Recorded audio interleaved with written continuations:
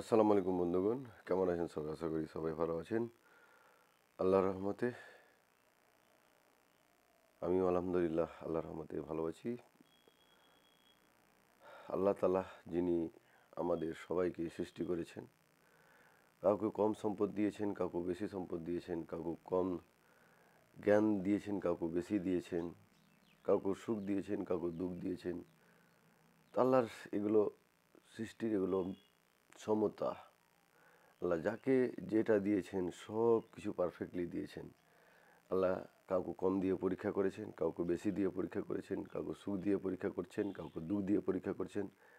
তো এইভাবে আল্লাহ প্রত্যেকটা বান্দার কাছে পরীক্ষা নিয়ে থাকেন। তো মানুষের উচিত যেই অসুবিধা হোক না কেন আল্লাহর উপর ভরসা রাখা, আল্লাহর উপর বিশ্বাস রাখা। এটাই আমরা এই কোরআন থেকে এবং আল্লাহ নবীর হজরত মোহাম্মদ সাল্লাহ সাল্লামের হাদিস থেকে আমরা এটাই শিক্ষা নিতে পারি এবং আমাদের জীবনটাকে সঠিক পথে পরিচালনা করতে পারি এবং আল্লাহর নিকট লাভ করতে পারি। তো আমাদের প্রত্যেকটা বিষয়ে হোক সেটা ছোট অথবা বড়, আমাদের আল্লাহর কাছে ধৈর্য ধরতে হবে। এটাই আমাদের কোরআন শিক্ষা দেই, এটাই আমাদের আল্লাহ নবীর হাদিস আমাদের শিক্ষা দেই। প্রত্যেকটা বিষয়ে আমাদের ধৈর্যশীল হতে হবে, অধৈর্য হলে আমাদের চলবে না।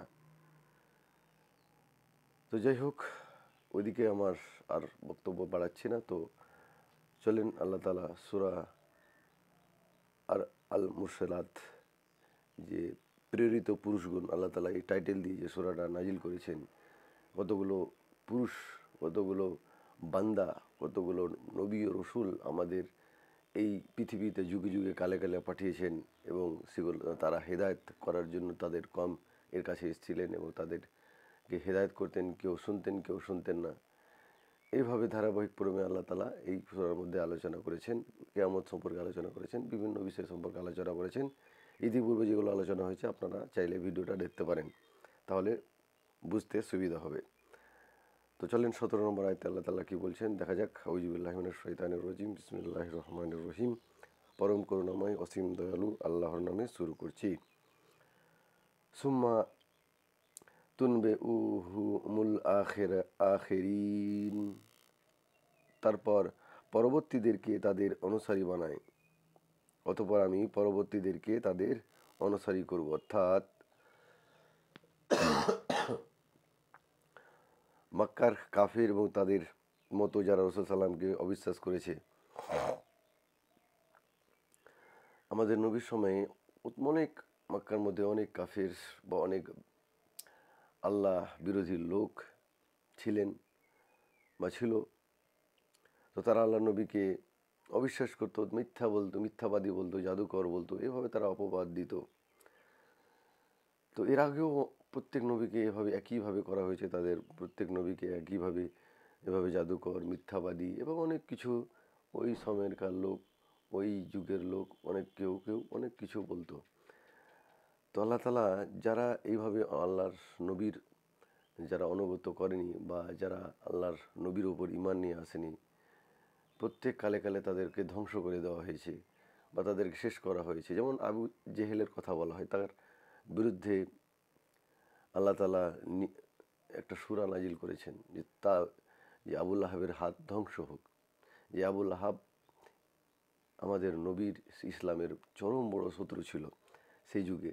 তো এখনও অনেক শত্রু আমাদের এই পৃথিবীতে, এই বর্তমান যুগেও ইসলামের শত্রু, আমাদের নবীর শত্রু, আমাদের নবীর হাদিসের শত্রু অনেক অনেক আছে।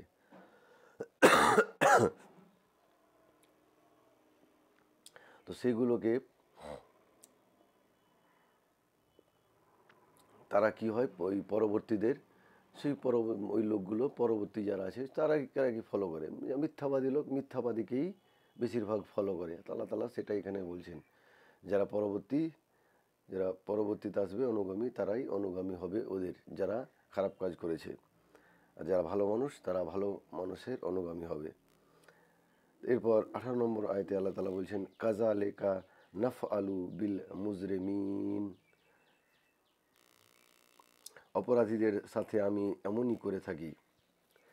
আল্লাহ তাআলা যেভাবে বদমাইশ যারা বেঈমান লোক তাদেরকে কী করেন, তাদেরকে একটা নিশানি বানিয়ে রাখেন, তাদের বিরুদ্ধে এমন কিছু আল্লাহ তাআলা কোড বা এমন কিছু আল্লাহ তাআলা আয়াত নাজিল করে দিয়েছেন যে এগুলো লোক তখনও ছিল, এখনও আছে।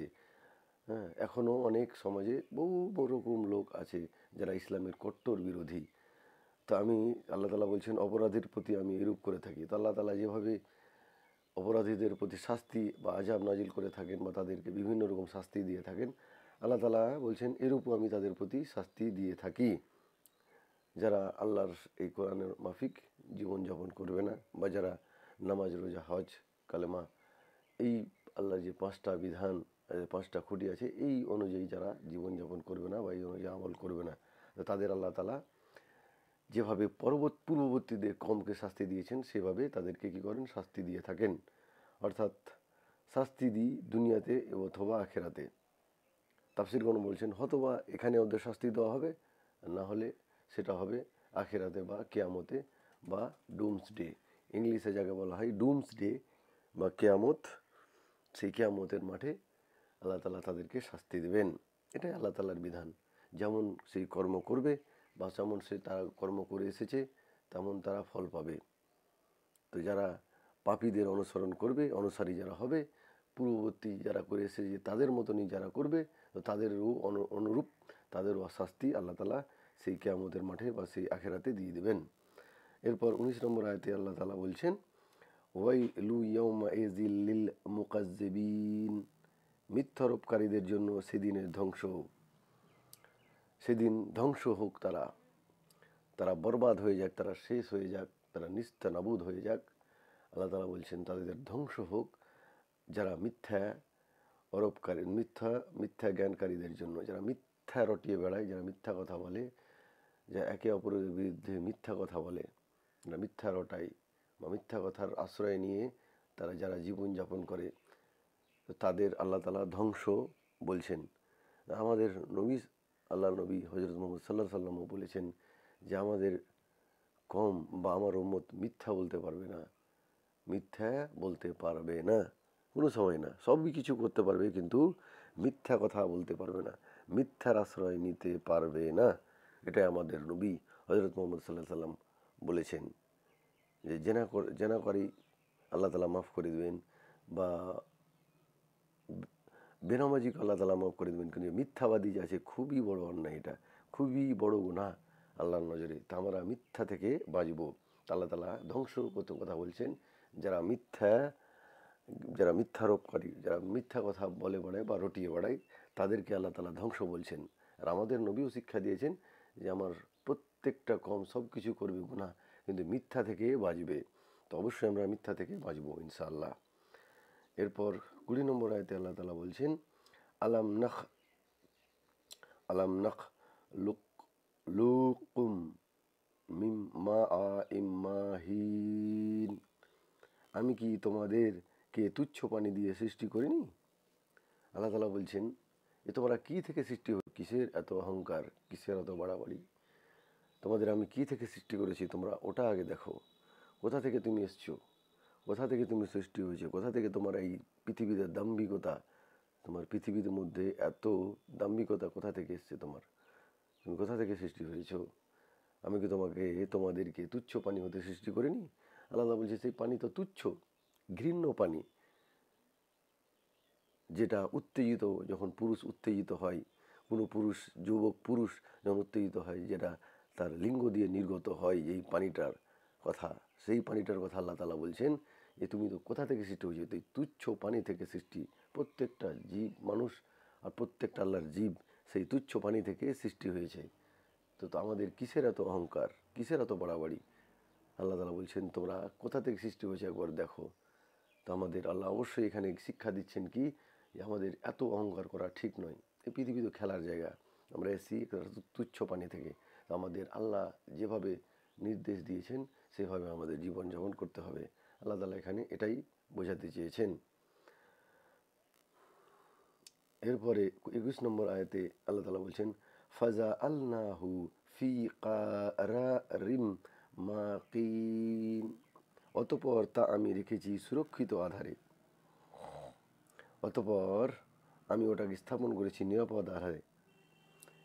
তারপর যে ওই পানিটা পুরুষের অঙ্গ থেকে বা লিঙ্গ থেকে নির্গত হয়ে যে মহিলার মধ্যে গিয়ে যেটা বাচ্চাদানির মধ্যে গিয়ে প্রবেশ করে বা ডিম্বাশয়ে গিয়ে সেটাকে অভিষিক্ত হয়, তো আল্লাহ তাআলা বলছেন সেটাকে আমি কি করি, সেই পানিটাকে মায়ের গর্ভে পৌঁছে দিই, ওটাকে স্থাপন করেছি নিরাপদ আধারে, সেটা তারপর নিরাপদ আধারে চলে যায়, যেখানে কেউ সেটাকে দেখতে পাবে না, ছুঁতে পাবে না, লাড়তে পাবে না। তো সেই জায়গায় আল্লাহ তাআলা পৌঁছে দেন। সুবহানাল্লাহ, কত সুন্দর আলোচনা করছেন আল্লাহ তাআলা।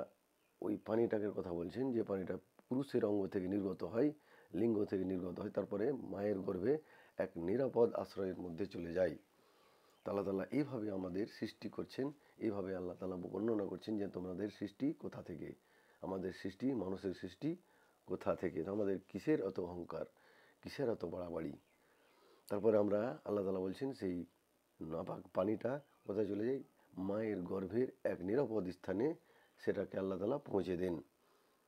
তারপরে আল্লাহ তাআলা সেখান থেকে মানুষের আকৃতিতে নিয়ে আসেন ধীরে ধীরে ধীরে, প্রত্যেকটা স্টেজ বাই স্টেজ ধীরে ধীরে নিয়ে আসেন। তো এই হচ্ছে 17 থেকে নিয়ে 21 নম্বর আয়াতের মানে এবং তাফসির, এবং এখান থেকে শিক্ষা। অবশ্যই আমরা সেই শিক্ষা নিয়ে আমাদের জীবনটাকে কোরআন মাফিক তৈরি করব এবং আল্লাহর নিকট লাভ করব। এই দুনিয়ার মহব্বত থেকে বেরিয়ে আসার চেষ্টা করব ইনশাআল্লাহ। তো সবাই ভালো থাকেন, সুস্থ থাকেন। ভিডিওটা ভালো লাগলে অবশ্যই বন্ধুদের সাথে শেয়ার করবেন, চ্যানেলটাকে সাবস্ক্রাইব করবেন এবং ঘন্টাটা দাবিয়ে দেবেন পরবর্তী ভিডিও পাওয়ার জন্য। আসসালামু আলাইকুম ওয়া রাহমাতুল্লাহি ওয়া বারাকাতুহু।